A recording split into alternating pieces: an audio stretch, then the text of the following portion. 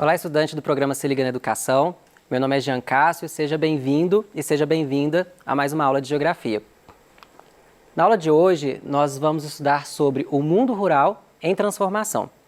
Essa aula ela foi inspirada no PET 2, vocês vão encontrar esse assunto nas semanas 2 e na semana 3. Bom, e nós iremos trabalhar duas habilidades hoje. Essas habilidades serão reconhecer os fenômenos espaciais que evidenciam as transformações no mundo rural e também identificar a transformação da identidade cultural da vida no campo em mercadoria. Bom, e para a gente entender essas transformações do campo, a gente tem que analisar como houve um processo de modernização da vida dos seres humanos a partir da Revolução Industrial. E essa modernização, no primeiro momento, ela é muito associada à vida nas cidades, né? Então, se fala que viver na cidade permite que você tenha acesso aos últimos recursos tecnológicos que são lançados, que nas cidades a gente vive uma vida muito conectada aos novos lançamentos, mas isso é até certo ponto, porque agora o campo também começa a viver essas transformações tecnológicas. O campo, principalmente a partir da década de 90, no caso do Brasil, ele começa a ter acesso a uma série de infraestruturas, de telecomunicações, de transporte, de acessos, que fazem com que o campo também comece a usufruir dessas benécias das transformações tecnológicas. Obviamente, isso vai depender muito do tipo de economia de determinado município, da região, do poder aquisitivo das famílias, mas o que acontece é que as tecnologias de ponta e as transformações tecnológicas, elas não são mais exclusividade das cidades, como nós tendemos a pensar pelo senso comum. Bom, essa modernização do campo, ela vai acontecer muito por causa da Revolução Verde. A Revolução Verde, ela foi, não foi uma revolução daquelas que vai gente para a rua e que há toda uma movimentação social, né? Ela é uma revolução da economia. Até então, desde o início da história da humanidade, os povos plantavam, praticavam a agricultura ou a criação de rebanhos ou a pesca por técnicas tradicionais. Essas técnicas elas eram aprendidas pelos filhos por meio dos seus pais, que aprenderam por meio dos pais deles, e essas técnicas eram repassadas de geração em geração. E com a globalização, com o processo de industrialização, as técnicas de um povo começam a ser compartilhadas com a técnica de outro povo e os avanços tecnológicos, eles unificam as técnicas ao redor do mundo. Técnicas avançadas de plantio, técnicas avançadas de criação de rebanho, que vão trazer uma modernidade e uma cara daquela produção industrial típica das cidades, agora sendo manifestada no campo também. Bom, e essa Revolução Verde, ela vai acontecer com um emprego de pesticidas, transgênicos e agricultura intensiva. Essa agricultura intensiva, ela é o uso de práticas mais tecnológicas, é o uso de controle de pragas por meio de produtos desenvolvidos em laboratórios e em processos industriais para combate a pragas, para maior resultados na colheita. Então, por exemplo, quase sempre, né, quando a gente está no campo e a gente vai comer uma fruta, uma goiaba, por exemplo, a gente vai pegar a goiaba e a chance de ter um bichinho lá dentro é muito grande. Isso é normal, é natural, faz parte do ciclo da vida da natureza. Os insetos voadores, né, moscas, por exemplo, vão lá, depositam seus ovos nas frutas e esses ovos eclodem e tem larvas dentro das frutas. Isso nunca foi um problema na história da humanidade, mas mais recentemente, a partir do momento que a gente começa a ter uma vida urbana, a gente vai se descolando dos fenômenos naturais. A gente vai tendo uma vida tão antropizada, tão artificial, que vários elementos que são naturais, que são elementos do ciclo da vida na natureza, começam a ser estranhos para a gente. Então, essas larvas, né, esses bichos nas frutas ou nas hortaliças, além de ter as questões relacionadas à saúde, né, as questões sanitárias, eles também são uma causa de incômodo. E como interesse do capitalismo que as pessoas comprem cada vez mais, o lucro ele é a meta dentro desse sistema, é importante eliminar essas pragas, né? É importante, olha só como que a gente deixa de chamar, né, de larva, deixa de chamar de ciclo natural da vida e começa a chamar de praga. Ou seja, são fenômenos da natureza que são indesejados para as relações humanas. Né? Então, começa a surgir uma série de elementos da indústria e elementos tecnológicos para tornar os alimentos mais belos, né, com cores mais vivas, com texturas mais agradáveis ao paladar humano e sem a interferência desses bichinhos que fazem parte do ciclo natural da natureza. Portanto, começa a haver o uso de pesticidas para matar esses insetos, o que é muito preocupante, uma vez que esses pesticidas são venenos, né, para matar os insetos, e nós estamos ingerindo alimentos que estão completamente... muitos deles estão contaminados por esses pesticidas, por isso que é tão importante a gente sempre lavar as frutas, as hortaliças antes de comer, para pelo menos tirar um pouco esse excesso de veneno mesmo, né, que tá nessas hortaliças e nessas frutas. E o uso dos transgênicos, que são modificações genéticas na própria, nas sementes mesmo das frutas, das hortaliças, dos legumes, para selecionar aqueles que têm as cores mais bonitas, os formatos esteticamente mais desejáveis para consumo e com texturas também que sejam mais agradáveis, que façam com que as pessoas queiram comprar mais. Bom, a gente pode observar que essa agricultura intensiva, ela cria padrões espaciais no campo que são diferentes da agricultura tradicional. Essa imagem de satélite, por exemplo, olha só.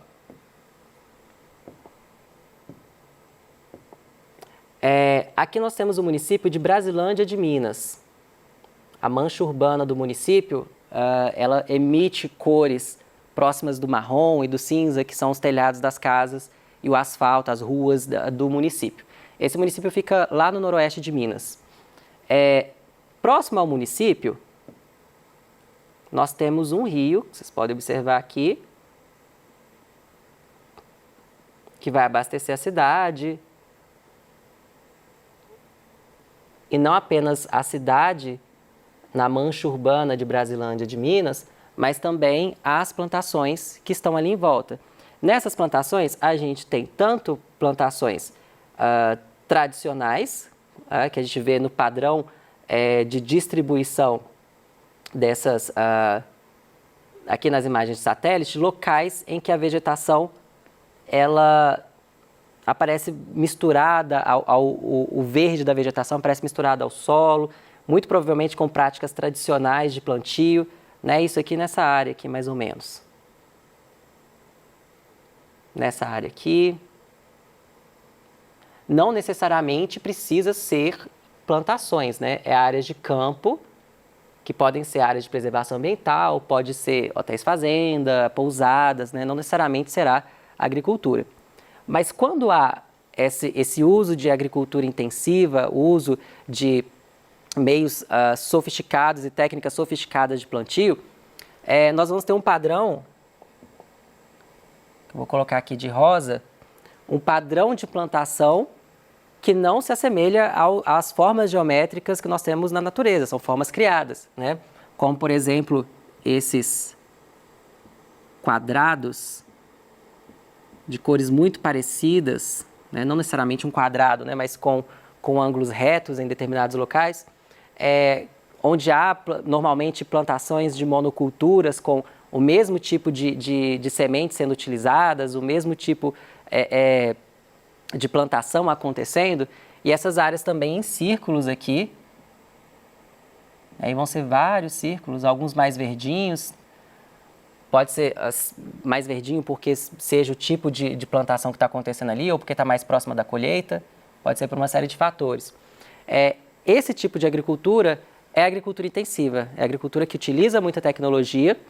Então, portanto, muitas vezes a produção que acontece dentro de um círculo desse pode ser muito maior, pode ser muito mais rentável do que é o que acontece em toda essa área que está aqui em marrom. Isso porque o uso de fertilizantes do solo feitos por processos industriais, o uso de pesticidas para matar os insetos que por acaso queiram atacar aquela vegetação. Ou seja, todas essas práticas intensivas de agricultura fazem com que a produção aqui seja muito acelerada, assim como acontece na indústria. No primeiro momento, fazendo um paralelo com o que acontece nas indústrias, pense em uma costureira, por exemplo. Uma costureira é uma artesã e ela gasta determinado tempo para costurar uma camisa. Mas nos processos industriais, dentro de indústrias que trabalham com costura, uma máquina faz várias camisas no mesmo tempo em que essa costureira, de forma artesanal, fez uma única camisa. Com as práticas intensivas de agricultura, é isso que acontece. A produção naquele pedaço de terra, ele é potencializado, ele rende muito mais do que vastos espaços de terra, vastas extensões de terra, na qual predomina a agricultura extensiva, que é a que utiliza de práticas naturais e práticas tradicionais, aquelas que eu citei no início da aula. Deixa eu apagar aqui.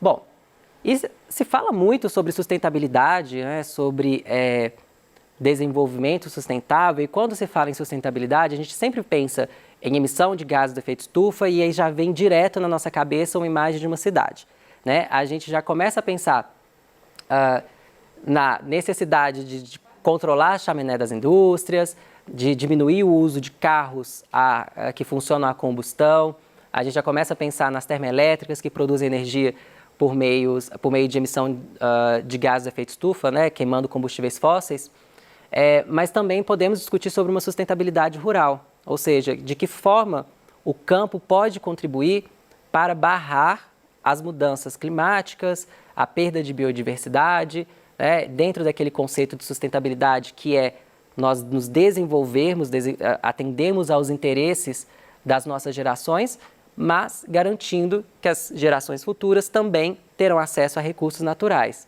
Bom, e de que forma que pode acontecer essa sustentabilidade rural? Primeiro, na redução do uso de pesticidas e fertilizantes. Bom, essa redução, ela implica na necessidade de estudos, de técnicas, de aprimoramento de técnicas de plantio que sejam intensivas, né? Quando a gente fala reduzir o uso de pesticidas e fertilizantes, não necessariamente implica em dizer que a gente vai retornar às práticas tradicionais, mas que nós precisamos pensar e desenvolver formas de garantir uma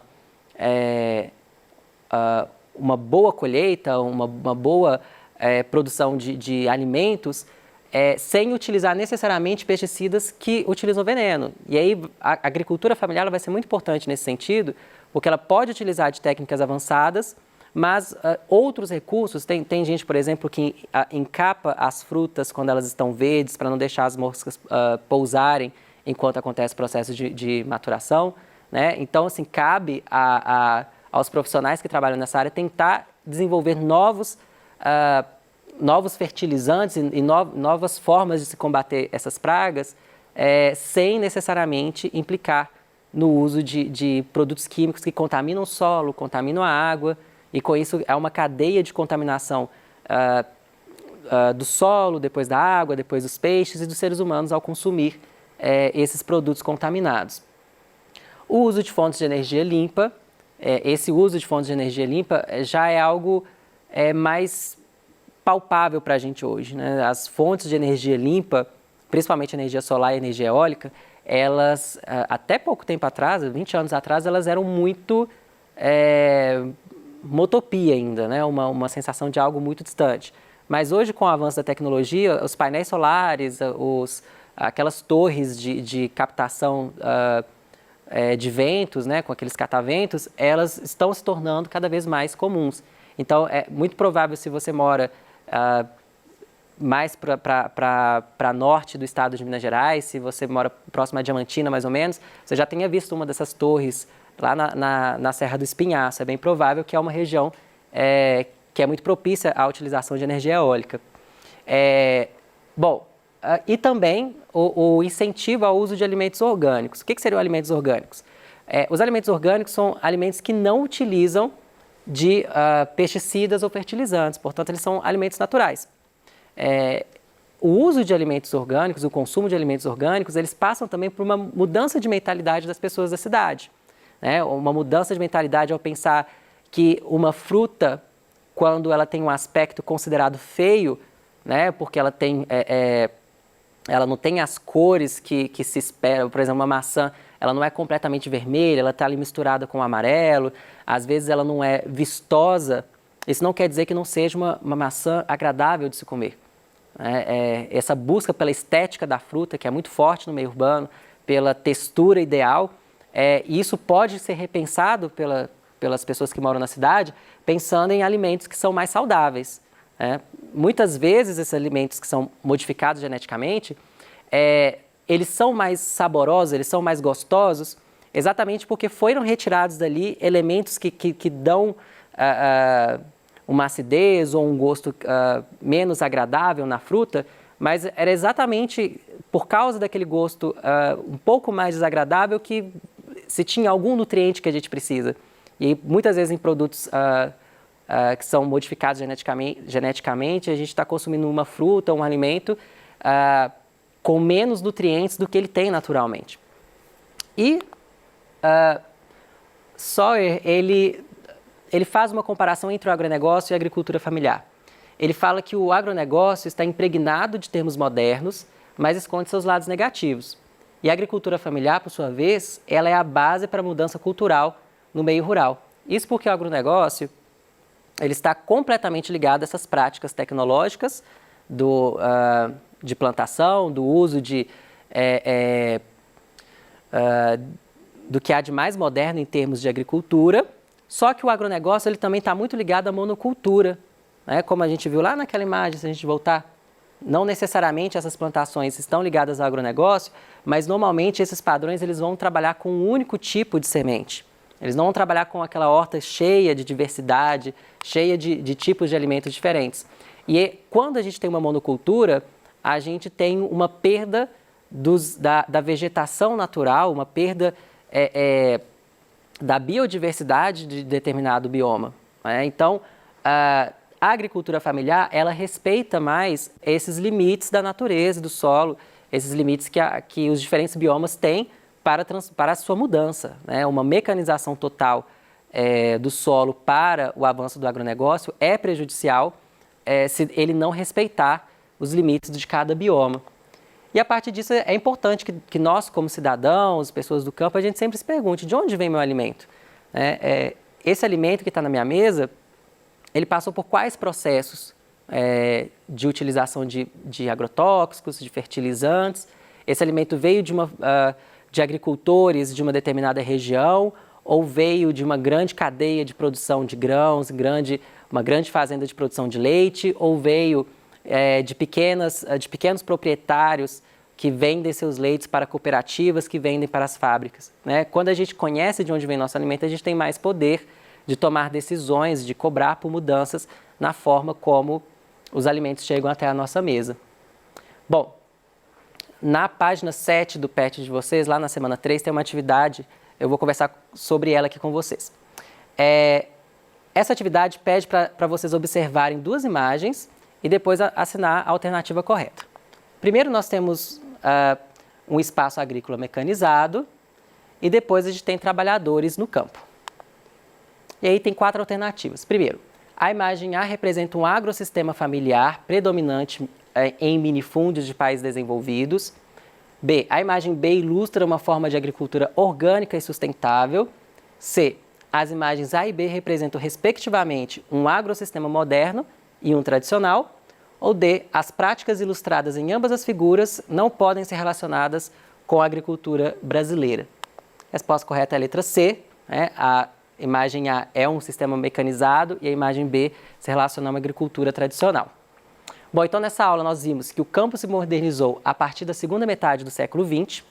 Vimos também que a produção de alimentos em massa causa impactos que precisam ser solucionados e que é importante valorizar a agricultura familiar do campo. Essas são as nossas referências. Obrigado pela sua atenção e até a próxima semana.